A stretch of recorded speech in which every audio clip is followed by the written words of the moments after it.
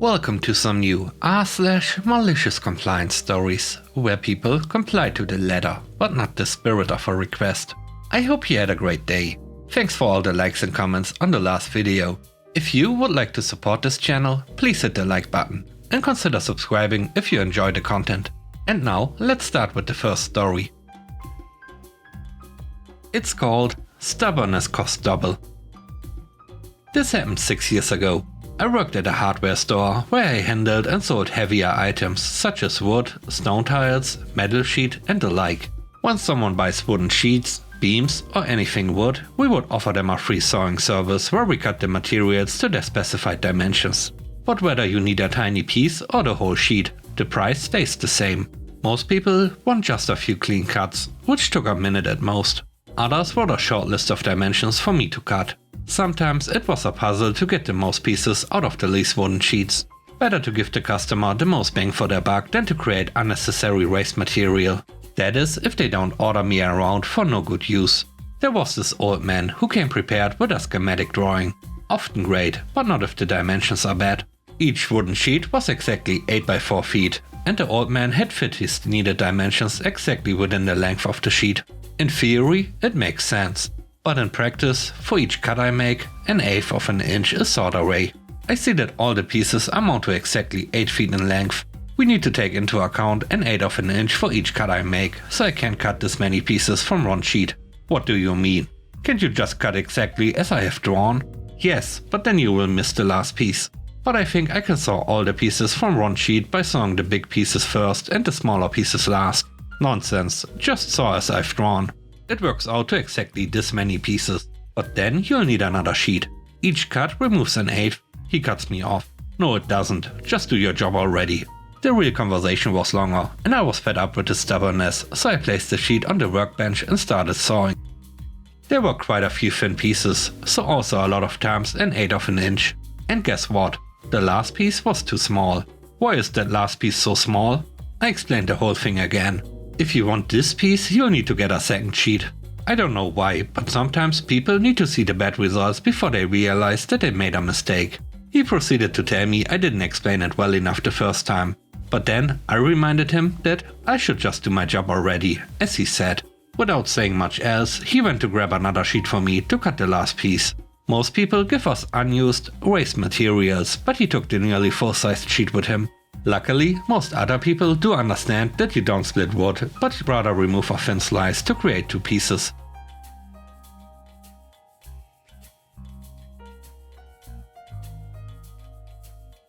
The next story is called I Want a Doctor.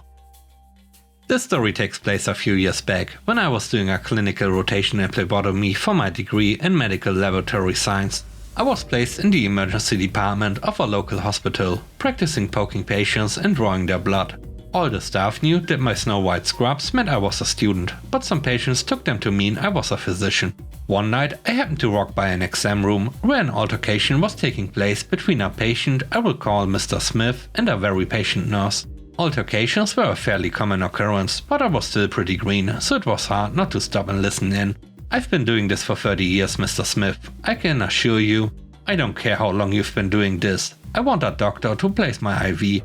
Mr. Smith, if you hold still, I promise I'll have it in a flash. You'll hardly feel a thing. Are you deaf or just stupid? I want... At this point, the man catches sight of me loitering in the hallway. I want her to place my IV. I was flabbergasted. But I can't read IVs. I only know how to draw blood. So, she's just a student. This affront seemed to put the patient into overdrive, and he began slamming his fist on the bed rail, screaming for a doctor. The nurse quietly took me aside and asked me to go fetch one of the physicians on duty.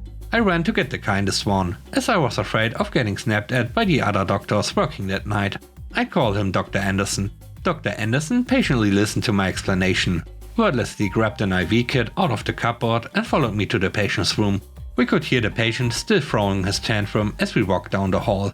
As soon as Dr. Anderson stepped into the room in his white coat, the patient switched it off like a light and breathed a heavy sigh of relief. Finally, with a smug smile at his nurse. Dr. Anderson, with a big friendly smile. Hello, Mr. Smith. I hear you want a doctor to place your IV. Well, I haven't done this since medical school, so that's what, 25 years ago now? I might be a little rusty, but I'm happy to give it a shot. Nurse, will you please position the patient's head? I'm going for the jugular. Suddenly, the patient decided he didn't want a doctor to place his IV after all, and the nurse with 30 years experience placing IVs would do just fine.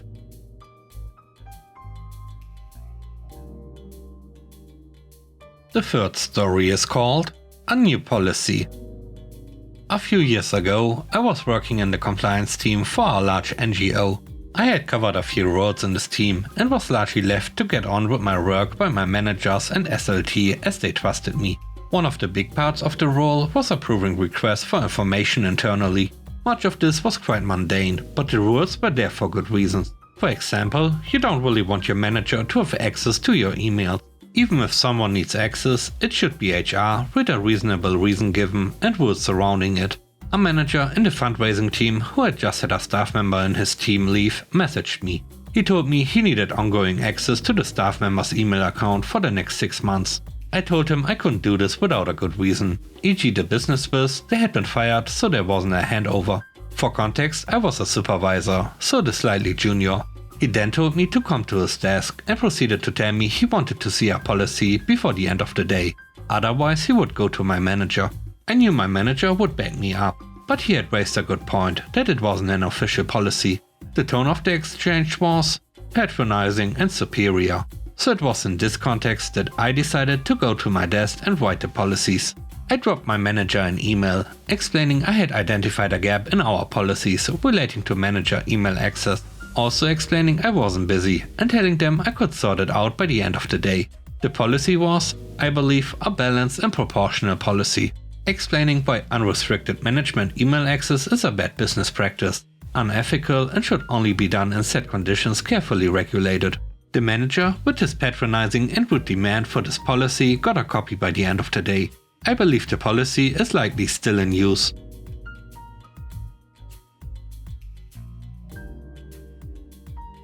The last story is called Justify It. This started many moons ago, back when work was a simpler time. We had a member of the maintenance team, let's call him Bill, return from another assignment. Bill was a rather blunt man who would look down on us lowly production workers. Well, each day we had to enter any piece of equipment that doesn't function properly. Now, on our production equipment, there's a part that needs to be swapped out and cleaned usually twice or 3 times a shift. We ran 3 shifts, more so for newer users. Maybe once a week if you are experienced enough at the workflow process. We have over 100 machines that run.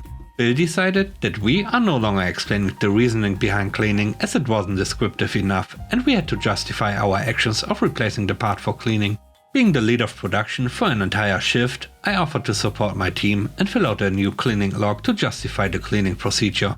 Each log would now be started with something similar to the date, time, employee, a quick description of how the machine was running.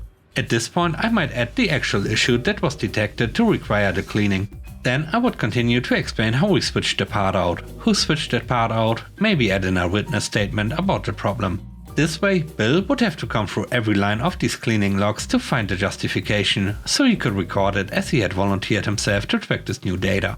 After the first day of now getting a 1 to 2 page paper explaining every little reason to clean this part, I got an email asking me to simply write "part replaced for cleaning" from Bill's supervisor. Personally, I wouldn't want to go against Bill's wishes, so I politely declined to go back to the old method of documentation and continued with this new system for over a month. After this month, the plant manager had to tell me it was no longer a functional log.